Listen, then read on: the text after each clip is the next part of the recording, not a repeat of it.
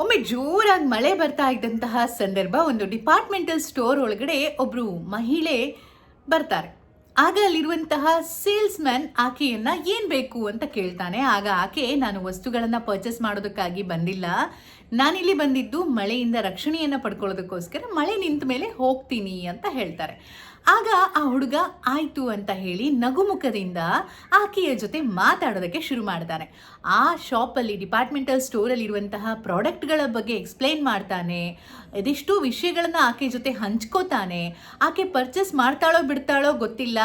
ಆಕೆಯಂತೂ ಸ್ಪಷ್ಟವಾಗಿ ಹೇಳಿದಾಳೆ, ನನಗಿಲ್ಲಿ ಖರೀದಿ ಮಾಡೋದಕ್ಕಂತ ಬಂದಿಲ್ಲ, ನಾನು ಮಳೆಯಲ್ಲಿ ರಕ್ಷಣೆ ಪಡೆಯೋದಕ್ಕೋಸ್ಕರನೇ ಬಂದಿದ್ದೀನಿ ಅಂತ. ಆದರೂ ಆತ ತನ್ನ ವೃತ್ತಿ ಧರ್ಮವನ್ನ ಬಿಡದೆ ನಿಭಾಯಿಸ್ತಾನೆ. ಮಾಮೂಲಾಗಿ ಬೇರೆ ಕಸ್ಟಮರ್ ಬಂದಿದ್ರೆ ಏನೆಲ್ಲ ಮಾತಾಡ್ತಿದ್ರೋ ಅದೆಲ್ಲವನ್ನ ಆಕೆಯಲ್ಲಿ ಮಾತಾಡ್ತಾನೆ. ಸಾಮಾನ್ಯವಾಗಿ ಯಾರಾದರೂ ಒಂದು ಮಾತನ್ನ ಕೇಳಿದ ತಕ್ಷಣ ಅಲ್ಲಿಂದ ಹೊರಟೋಗ್ಬಿಡ್ತಾ ಇದ್ರು. ಆದರೆ ಆತ ತನ್ನ ಕೆಲಸವನ್ನ ಬಿಡದೆ ಮಾಡ್ತಿರ್ತಾನೆ. ಆಕೆಗೂ ಅವನ ಸ್ವಭಾವ ಇಷ್ಟ ಆಗುತ್ತೆ. ಅವನು ಎಕ್ಸ್ಪ್ಲೈನ್ ಮಾಡುವಂತಹ ರೀತಿ, ಅವನಿಗಿದ್ದಂತಹ ನಾಲೆಜ್, ಹಾಗೆ ಒಬ್ಬ ಕಸ್ಟಮರ್ಗೆ ಕೊಡಬೇಕಾದಂತಹ ಒಂದು ರೆಸ್ಪೆಕ್ಟನ್ನು ಯಾವ ರೀತಿ ಕೊಡ್ತಾ ಇದ್ದಾನೆ ನೋಡಿ, ಅದೆಲ್ಲವೂ ಆಕೆಗೆ ಇಷ್ಟ ಆಗಿ ಅವನ ನಂಬರ್ನ ತಗೊಳ್ತಾಳೆ. ಆಕೆ ಮಳೆ ನಿಂತ ಕೂಡಲೇ ಅಲ್ಲಿಂದ ತೆರಳ್ತಾಳೆ. ಇದಾಗಿ ಕೆಲವು ತಿಂಗಳುಗಳಲ್ಲಿ ಅವನಿಗೊಂದು ಕಾಲ್ ಬರುತ್ತೆ ಆಕೆಯಿಂದ, ತನ್ನನ್ನು ಬಂದು ಭೇಟಿ ಮಾಡೋದಕ್ಕೆ ಹೇಳ್ತಾಳೆ. ಆಕೆ ಒಂದು ಹೆಸರಾಂತ ಕನ್ಸ್ಟ್ರಕ್ಷನ್ ಕಂಪನಿಯಲ್ಲಿ ಟಾಪ್ ಮೋಸ್ಟ್ ಪೊಸಿಷನಲ್ಲಿ ಇರ್ತಾಳೆ. ಹಾಗೆ ಅವಳ ಕೈ ಕೆಳಗೆ ಕೆಲಸ ಮಾಡೋದಕ್ಕೆ ಒಬ್ಬ ನಂಬಿಕೆಗೆ ಅರ್ಹನಾದಂತಹ ಮೇಲುಸ್ತುವಾರಿಯನ್ನು ನೋಡ್ಕೊಳ್ಳುವಂತಹ ಒಬ್ಬ ವ್ಯಕ್ತಿಗೋಸ್ಕರ ಹುಡುಕಾಟ ನಡೆಸ್ತಾ ಇದ್ದಾಗ ಆಕೆಗೆ ಇವನ ನೆನಪಾಗುತ್ತೆ. ಆ ದಿನ ಇವನು ಮಾತಾಡಿದಂಥ ರೀತಿ, ಇವನಿಗಿದ್ದಂತಹ ನಾಲೆಜ್, ಅವನ ಕೆಲಸದ ಕಡೆಗಿದ್ದಂತಹ ಪ್ಯಾಷನ್, ಇದೆಲ್ಲವನ್ನ ಸೂಕ್ಷ್ಮವಾಗಿ ಗಮನಿಸಿದಾಳಲ್ಲ. ಬಹುಶಃ ಇಂಟರ್ವ್ಯೂ ತಗೊಳ್ಳೋದಕ್ಕೆ ಹೋದಾಗಲೂ ಇಂತಹ ಕ್ಯಾಂಡಿಡೇಟ್ ಸಿಗ್ಲಿಕ್ಕಿಲ್ಲ, ಅಷ್ಟು ಪ್ರಾಮಾಣಿಕವಾಗಿ ಆತನ ಒಂದು ಪರೀಕ್ಷೆ ಅವಳ ಮುಂದೆ ಆಗಿತ್ತು. ಹಾಗಾಗಿ ಅವನು ಆ ಜವಾಬ್ದಾರಿಯನ್ನು ತಗೋತೀಯಾ ನೀನು ಅಂತ ಕೇಳಿದಾಗ ಖುಷಿಯಿಂದ ಒಪ್ಕೋತಾನೆ. ಅವನಿಗೆ ಡಿಪಾರ್ಟ್ಮೆಂಟಲ್ ಸ್ಟೋರಲ್ಲಿ ಒಬ್ಬ ಮಾಮೂಲಿ ಸೇಲ್ಸ್ ಮ್ಯಾನ್ ಆಗಿ ಬರ್ತಾ ಇದ್ದಂತಹ ಸ್ಯಾಲ್ರಿಗಿಂತ ಎಷ್ಟೋ ಪಟ್ಟು ಹೆಚ್ಚು ಸ್ಯಾಲ್ರಿ ಜೊತೆಗೆ ಅತ್ಯಂತ ದೊಡ್ಡ ಪೊಸಿಷನ್ ಅವನಿಗೆ ಸಿಕ್ಕಿದಂತಹ ಒಂದು ಉಡುಗೊರೆಯಾಗಿತ್ತು.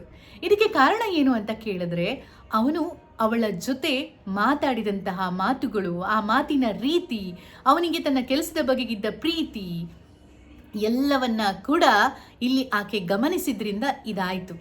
ಹಾಗೆ ನಾವು ಎಷ್ಟೋ ಸಲ ನಮ್ಮ ಕೆಲಸವನ್ನು ನೀಟಾಗಿ ಮಾಡಿಕೊಂಡು ಹೋದಾಗ ನಮಗೆ ಸಿಗಬೇಕಾದಂಥ ಅವಕಾಶಗಳು ತಂತಾನೆ ಸಿಗುತ್ತೆ ಅಲ್ವಾ? ಎಲ್ಲೂ ಕೂಡ ನಾವು ನಮ್ಮ ಕೆಲಸ ಮಾಡುವಂತಹ ವೈಖರಿಯಲ್ಲಿ ಒಂದಿಷ್ಟು ಬದಲಾವಣೆಗಳನ್ನು ಕೂಡ ಮಾಡ್ಕೊಳ್ಳೋದಕ್ಕೆ ಹೋಗಬಾರ್ದಂತೆ.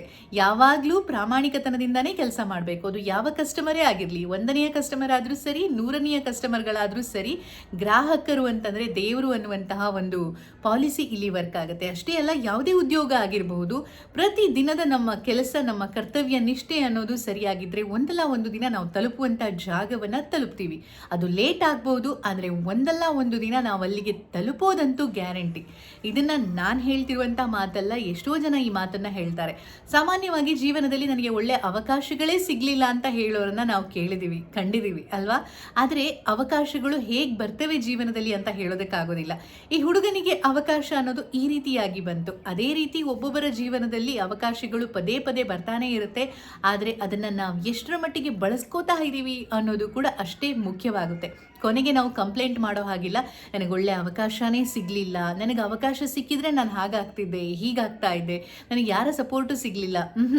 ತುಂಬ ಎತ್ತರಕ್ಕೆ ಬೆಳೆದಂತಹ ವ್ಯಕ್ತಿಗಳು ಮಾಡಿದ್ದಿಷ್ಟೇ, ಅವರ ಪ್ರತಿದಿನದ ಕೆಲಸವನ್ನು ಚಾಚೂ ತಪ್ಪದೆ ಶ್ರದ್ಧೆಯಿಂದ, ಡೆಡಿಕೇಶನ್ನಿಂದ ಎಫರ್ಟ್ ಹಾಕಿ ಸಮಯವನ್ನು ವ್ಯರ್ಥ ಮಾಡದೆ ಮಾಡಿದ್ದು. ಅದೇ ಅವರನ್ನು ಅತ್ಯಂತ ಎತ್ತರದ ಸ್ಥಾನಕ್ಕೆ ತಗೊಂಡು ಹೋಗಿ ನಿಲ್ಲಿಸಿದೆ. ಒಂದು ಮಾತಿದೆ ಅಲ್ವಾ, ಆಳಾಗಿ ಇರಬಲ್ಲವರು ಮಾತ್ರ ಅರಸರಾಗಿ ಇರಬಲ್ಲರು, ಬದುಕಬಲ್ಲರು ಅಂತ. ಅದೇ ಸತ್ಯ. ಇಂದಿನ ಒಂದು ಎಜುಕೇಷನ್ ಸಿಸ್ಟಮ್ ಹೇಗಾಗಿದೆ ಅಂತಂದರೆ, ನಾವು ಆ ಕೆಲಸ ಮಾಡೋದು ಸರಿಯಲ್ಲ, ಈ ಕೆಲಸ ಮಾಡೋದು ಸರಿಯಲ್ಲ ಅನ್ನುವಂತಹ ಒಂದು ಭೇದ ಭಾವವನ್ನು ಮನಸ್ಸಲ್ಲಿ ಇಟ್ಕೊಂಡು ಬದುಕ್ತಿದ್ದೀವಿ. ಆದರೆ ಅದಕ್ಕಿಂತ ನಮಗೆ ಸಿಕ್ಕಿದಂತಹ ಒಂದು ಕೆಲಸವನ್ನು ತುಂಬ ಶ್ರದ್ಧೆಯಿಂದ ನಿಭಾಯಿಸಿದರೆ ನಾವು ಎಲ್ಲಿಗೆ ಹೋಗಬೇಕೋ ಅಲ್ಲಿಗೆ ಹೋಗಿ ರೀಚ್ ಆಗೋದಕ್ಕೆ ಸಾಧ್ಯ. ನನಗಿದೇ ಕೆಲಸ ಆಗಬೇಕು, ಇದೇ ದಾರಿಯಲ್ಲಿ ಹೋಗಬೇಕು, ಆ ಕೆಲಸ ತುಂಬ ಚಿಕ್ಕದು, ಸ್ಯಾಲ್ರಿ ಚಿಕ್ಕದು ಅಂತ ಹೇಳ್ತಾ ಇದ್ದರೆ 1-2 ವರ್ಷ ಹಾಗೇ ಕಳೆದು ಹೋಗ್ಬಿಡುತ್ತೆ. ಅದಕ್ಕಿಂತ 2 ವರ್ಷ ಕೆಲಸ ಮಾಡಿದ್ರೆ ಅಲ್ಲಾಗುವಂಥ ಎಕ್ಸ್ಪೀರಿಯನ್ಸ್ನಿಂದ 3ನೇ ವರ್ಷ ನಾವು ಅತ್ಯಂತ ದೊಡ್ಡ ಹುದ್ದೆಗೆ ಸೇರ್ಕೊಳ್ಳೋದಕ್ಕೆ ಸಾಧ್ಯ ಆಗುತ್ತೆ ಅಲ್ವಾ? ಹಾಗೆಯೇ ಇವತ್ತಿನ ಕಾಲದಲ್ಲಿ ಕಾಂಟ್ಯಾಕ್ಟ್ ಬಿಲ್ಡಿಂಗ್ ಅನ್ನೋದು ತುಂಬ ಇಂಪಾರ್ಟೆಂಟ್ ಅಂತ ಹೇಳ್ತಾರೆ. ವ್ಯಕ್ತಿಗಳ ಜೊತೆ ಸಂವಹನ ಮಾಡುವಂತಹ ಮಾತುಗಾರಿಕೆಯ ಕೌಶಲ್ಯ ಇದ್ದರೆ ಮಾತ್ರ ಇದು ಸಾಧ್ಯ ಆಗುತ್ತೆ ಎತ್ತರೆತ್ತರಕ್ಕೆ ಒಂದೊಂದೇ ಮೆಟ್ಟಿಲನ್ನು ಏರಿ ಹೋಗೋದಕ್ಕೆ. ಇದು ಇವತ್ತಿನ ಕತೆ. ಇಂತಹ ಒಂದಿಷ್ಟು ಕತೆಗಳ ಜೊತೆ ಮತ್ತೆ ಮತ್ತೆ ವಾಪಸ್ ಬರ್ತಾನೆ ಇರ್ತೀನಿ. ನನ್ನ ಚಾನಲ್ನ ಸಬ್ಸ್ಕ್ರೈಬ್ ಮಾಡ್ಕೊಂಡಿಲ್ಲ ಅಂತಂದರೆ ಚಾನಲ್ನ ಸಬ್ಸ್ಕ್ರೈಬ್ ಮಾಡ್ಕೊಳ್ಳಿ. ಹಾಗೆ ವಿಡಿಯೋಸ್ ಇಷ್ಟ ಆದರೆ ಲೈಕ್ ಮಾಡೋದನ್ನು, ಕಮೆಂಟ್ ಮಾಡೋದನ್ನು, ನಿಮ್ಮ ಮನಸ್ಸಿನ ಮಾತನ್ನು, ನಿಮ್ಮ ಅನಿಸಿಕೆ ಅಭಿಪ್ರಾಯಗಳನ್ನು ಶೇರ್ ಮಾಡ್ಕೊಳ್ಳೋದನ್ನು ಮಿಸ್ ಮಾಡಬೇಡಿ. ಹಾಗೆ ನನ್ನ ಫೇಸ್ಬುಕ್ ಚಾನಲ್ ಇದೆ RJ ನಯನಾ ಶೆಟ್ಟಿ ಅಂತ. ಅಲ್ಲಿ ಹೋದರೆ ಸಹ ನಿಮಗೆ ಒಂದಿಷ್ಟು ವೀಡಿಯೋಸ್ ಸಿಗುತ್ತೆ. ಆ್ಯಂಡ್ ಇಲ್ಲಿ ಯೂಟ್ಯೂಬಲ್ಲೂ ಕೂಡ ನಾನು ನಿಮಗೆ ಸಿಗ್ತಾ ಇರ್ತೀನಿ. ಹೀಗೆ ನಮಸ್ಕಾರ.